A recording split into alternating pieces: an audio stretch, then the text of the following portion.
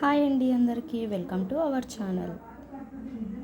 Social tenth class history, ఐరోపాలో జాతీయవాదం పురోగతి, ఫ్రెంచ్ విప్లవం రాజ్య స్థాపనలోని ముఖ్యమైన ప్రశ్నలు.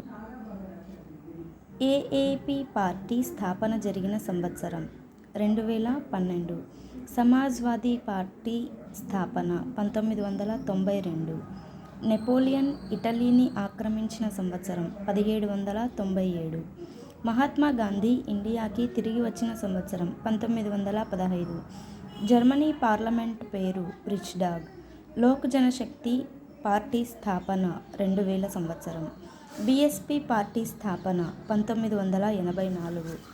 చంపారన్ ఆందోళన 1917.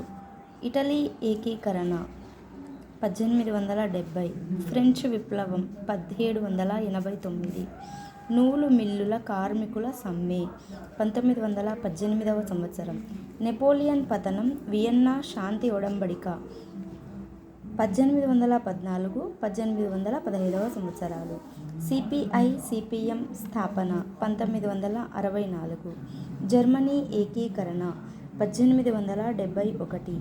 ఫ్రాన్స్ తుమ్మినప్పుడు మిగిలిన ఐరోపాకు జలుబు వస్తుంది అన్నది మెటర్నిక్.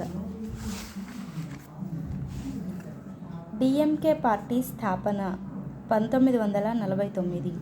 వియన్నా ఒప్పందం 1815.